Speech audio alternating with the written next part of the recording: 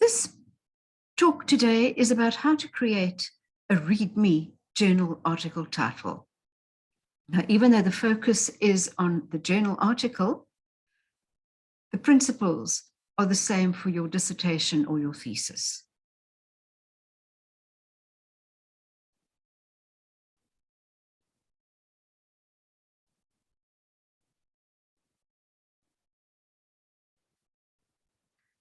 Move on. Right. In the olden days, titles could be extremely long. And this title is approximately 56 words, which comes from an article in 1951. They're often non-specific, as you can see from this article by Charles Darwin in 1845, an account of the fine dust. What does he mean about fine dust? Which often falls on vessels in the Atlantic Ocean. The Atlantic Ocean is very, very large. So what does he mean? I mean, where is this research taking place? Titles could be obscure,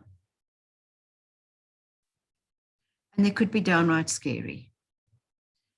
And I've put in this title because this title is a sign of the times. During this time, it was the McCarthy era, and everyone in the USA was frightened of communists, of homosexuals, of perverts, whatever they regarded as perverts. So this was the title of a report to make sure that nobody who was unacceptable was in employ by the government. But this is a sign of the times, and we'll get back to that. In the 1960s, the trend was towards brevity and clarity of titles. So they were short, no more than 10 to 15 words, as you can see here. This is the shortest title I could find, a paper in 1981. They needed to be explicit to explain what was going on in the research. And there were also discipline differences in the 1960s, where mathematics titles were very short and medical titles were long. Now, a sign of the times. Because of how we retrieve information, this has had an impact on how we create our titles now. Because when you go searching on the internet, your research has to jump out and stand out and attract people. Click here, read this. Here is the information you're seeking. So your title is a very critical component when people are searching for information. And I love this quotation: without the power in the title, the power in the content is often overlooked. So nowadays, we give more detail, and therefore the word length is longer. 6 words extra, but sometimes it can be over. So originally in the 1960s, it was between 10 and 15 words in your title. Now it's perfectly acceptable to have title going up to 21 words. There's very often a 2-part structure to gain more information, and a colon is used to separate the opening statement, which, as you can see here, is platinum-based alloys, and then the qualifier, which is the research, the topic of the research. And titles that bid for attention, once again, you've got a colon. And in this case, the colon separates the attraction element, which is, do you ride an elephant, and never tell them you're German, from the topic. And this is an actual paper. I couldn't believe the title, so I searched it, and it is a paper. So a title is to provide a brief, informative summary that will attract your target audience. So there are 2 components to the title. The brief, informative summary, the topic is always included, the who, what, when, where.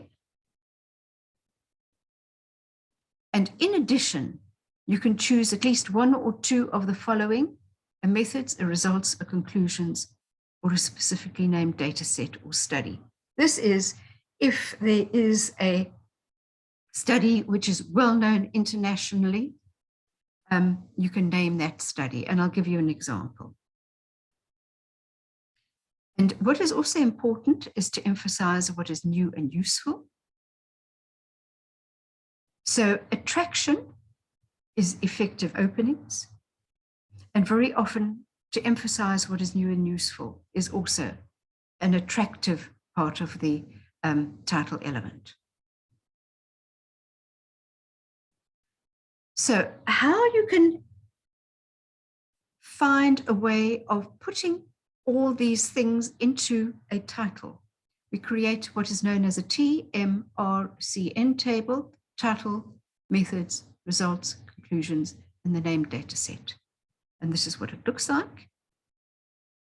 And if we put in a title, it ticks the topic, very little else. If we look at the siesta method for order n material simulation, topic and the method, because you talked about method here. Progress in the US DOE fuel cell subprogram. This is a named data set. So it ticks the boxes: topic, the results, it gives a little, it talks about progress. So it gives, that indicates and implies results, and then the named data set. A medical one. Here, I'm not entirely sure whether the conclusion is expressed by using the word elimination. I'm not sure there. Here again, a literature review on metallic implant biomaterials, the topic and the method. This we've seen before. Not entirely sure whether the results are expressed in the word relation.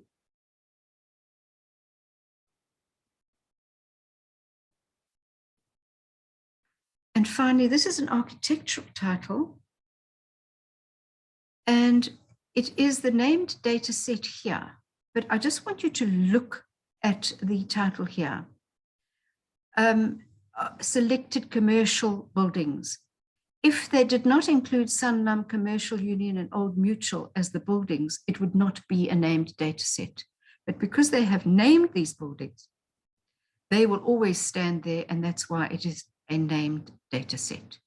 But I think you get the idea of how you can look at titles and then categorize them into these 5 columns.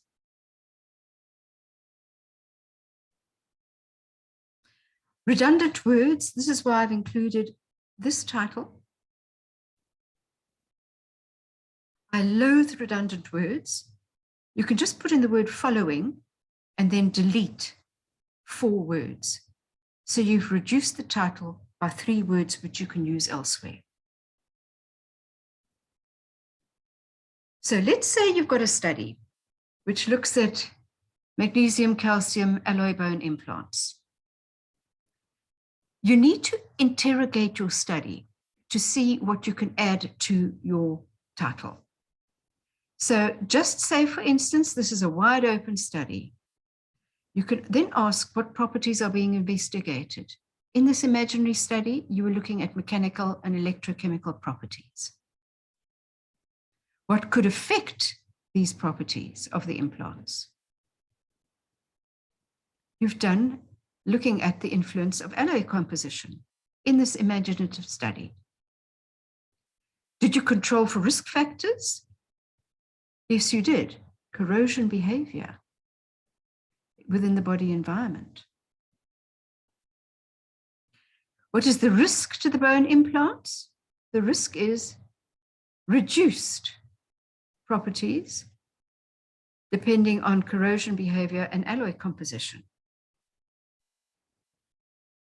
Is the risk applicable to all bone implants? You've looked at and compared 3 commercially available implants. And is the corrosion consistent? Well, at different chloride concentrations.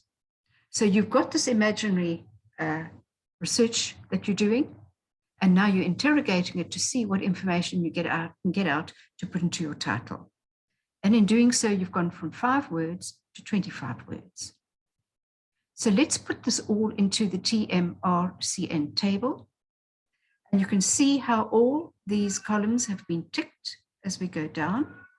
And what you can do is just pause this recording so you can absorb what I've said. You've increased the words from 5 to 25. But now the idea is to get as many words in as possible, but still, or as much information as possible and still be brief. So I would actually stop here, because even though you've added on 4 extra words, you haven't actually added to the information. Of course, you can switch this different chloride concentrations and put it up here and leave out the 3 commercially available burn implants. So you can play around with it. But the idea is to get as many words as possible, to cover as much as you can and still be brief. So now that we've spoken about this part of creating a title, let's go on to the attractive part. Titles that bid for attention, something like this. Attract by alliteration, total taxonomy, titanium alloys as implants, different types of titanium alloys. Literary or biblical allusions. Now, I loved this title, and I didn't know that students are motivated to fail, but this is a real paper. Lo, they came to pass. Motivations of failing students. You can use puns. This is a medical one. Now take this pill, and pill refers to the patient information leaflets that are given to patients. You can mystify things. Is October Brown Chinese? That is a title. October Brown was actually the title of a character in a book. Something new. This is Lee Berger, whose son found a fossil.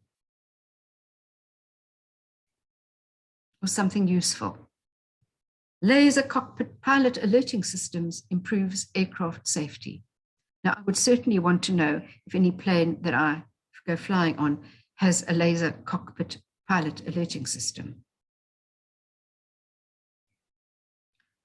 So in summary, how to create a creative title. Write the topic of your research as a title, and then interrogate your research to increase the information content using the TMRCN table. Balance this with brevity. Consider attractive options and increase information via the placement of colon. Examine the series of possible titles and analyze how each would function in conveying your information. Make every word in the title work for you and remove redundant or surplus words that you don't need.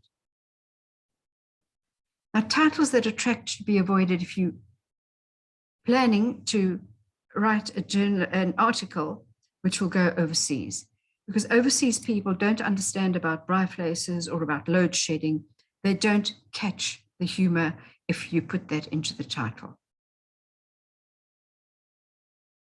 So that's it. I hope you'll all be able to create very good and interesting titles in your research. Thank you.